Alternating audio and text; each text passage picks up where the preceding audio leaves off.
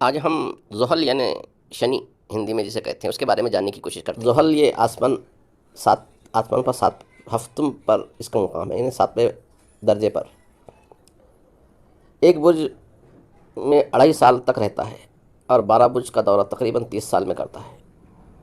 یہ ہفتے کے دن کا مالک ہے، یعنی سنیچر کے دن کا۔ اس دن کی پہلی سات زحل کی ہوتی ہے۔ سنیچر کی جو پہلی طلوع آفتاب کے بعد رہتی ہے 1 گھنٹہ، وہ زحل کی رہتی ہے۔ جہاں تک اثرات کی تعلق ہے، جہالت، غرور، بخل یعنی کنجوسی، حقارت، جھوٹ، بغاوت، کسل، غم و فکر، نقصان، یہ سب کمزوریاں زحل سے وابستہ ہیں۔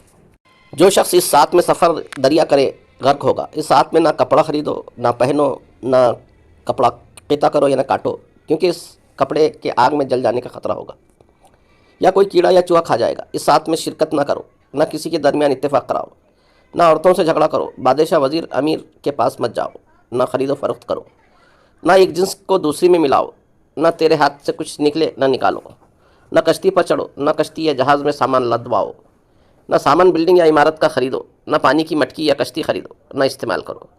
اس ساتھ میں عمل ارواح نہ کرو، نہ چور بدماش کا پیچھا کرو، کشتیوں اور ملاحوں کے متعلق کوئی کام نہ کرو، نہ عورتوں سے عہد و پیمان کرو، نہ نکاح کرو، کیونکہ تم غالب نہ ہوگے، نہ ہی موافقت ہوگی۔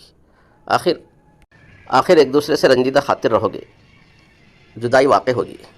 اس ساتھ میں نہ زمین میں کسی قسم کا بیج ڈالو، نہ میوہ دار درخت لگاؤ، کیونکہ ان میں کیڑا لگنے کا خطرہ ہے۔ غرض صلح و خیر کا کوئی کام نہ کرو، کیونکہ یہ ساتھ نحوس ہے، اور نحوس کام کرنے میں کامیابی دیتی ہے، جیسا کہ زن و شوہر کے درمیان تفرقہ ڈالنا، کھانا خراب کرنا، کسی کو سرگردہ کرنا، پتھروں کو توڑنا، وغیرہ وغیرہ۔ آج ہم نے زحل کے بارے میں جانکاری لی ہے۔ اگلی ویڈیو میں شمس کے بارے میں یعنی سوریہ کے بارے میں معلومات حاصل کرنے کی کوشش کریں گے۔ تب تک کے لیے اجازت دیجیے، ملتے ہیں اگلی ویڈیو میں۔